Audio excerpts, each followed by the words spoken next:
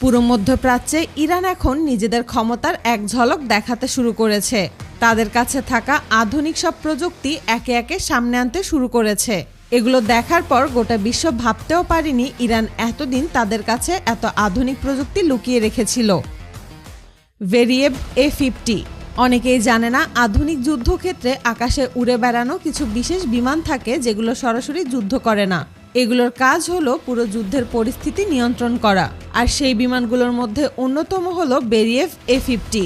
এটি রাশিয়ার তৈরি একটি অত্যাধুনিক কন্ট্রোল সিস্টেম বিমান, যাকে অনেক সময় আকাশে ভাসমান রাডার স্টেশন বলা হয়।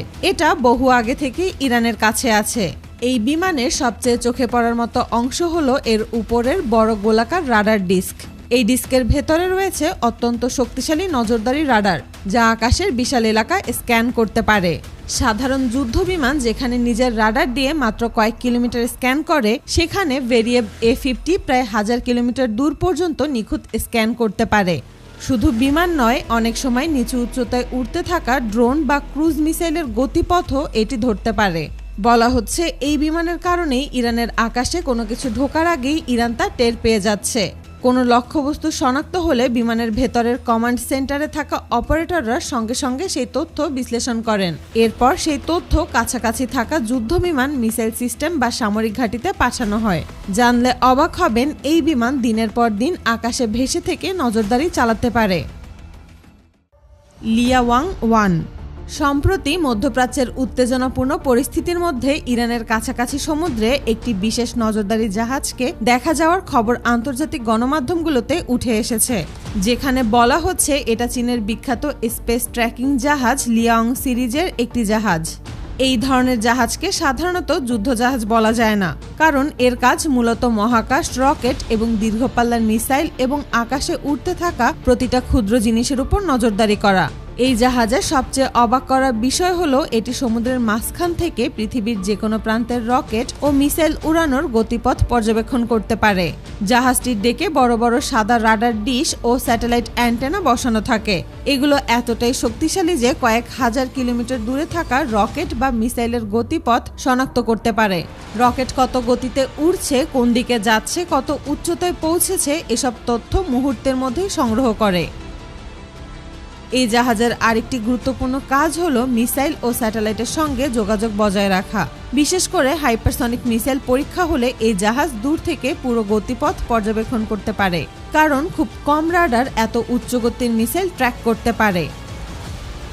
লিয়াওয়াং সিরিজের জাহাজগুলো সাধারণত প্রায় 180 থেকে 200 মিটার লম্বা হয় এবং এতে উন্নত রাডার, স্যাটেলাইট যোগাযোগ ব্যবস্থা এবং ডেটা বিশ্লেষণ কেন্দ্র থাকে। এই জাহাজের শক্তিশালী রাডার ব্যবস্থা একসাথে 600-এর বেশি আকাশে উড়তে থাকা বস্তু ট্র্যাক করতে পারে। মধ্যপ্রাচ্যের বর্তমান পরিস্থিতিতে এই ধরনের প্রযুক্তি সমুদ্র এলাকায় উপস্থিত থাকলে তা স্বাভাবিকভাবেই বেশ বড়সড় একটি বার্তা বহন করে। DPRK UAV। বিশ্বের অনেক দেশ জানেই না উত্তর কোরিয়ার কাছে আধুনিক নজরদারি ড্রোন রয়েছে।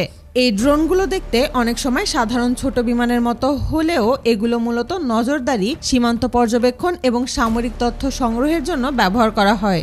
জানলে অবাক হবেন, উত্তর কোরিয়ার এই ড্রোন দেখতে হুবহু আমেরিকার গ্লোবাল হক ড্রোনের মতো। উত্তর কোরিয়া এত গোপনে এটা তৈরি করেছে যে বিশ্বের কোনো দেশ তা বুঝতেই পারেনি। 2020 সালের মাঝামাঝি সময় থেকে ইরানের কাছে এই ড্রোন রয়েছে, এমনটাই বিভিন্ন প্রতিবেদনে বলা হয়েছে। এই ড্রোনের প্রধান কাজ হলো আকাশ থেকে দীর্ঘ সময় ধরে নজরদারি করা। জানলে অবাক হবেন, এই ড্রোন মাটি থেকে 17 কিলোমিটার উচ্চতায় উড়ে নজরদারি চালিয়ে যেতে পারে। এত উচ্চতায় উড়ে শত্রু এলাকার ছবি তুলতে পারে এবং সেনাবাহিনীর অবস্থান, যানবাহন বা সামরিক ঘাঁটির তথ্য সংগ্রহ করতে পারে। এই ড্রোনের গতি 200 কিলোমিটার প্রতি ঘন্টার কাছাকাছি।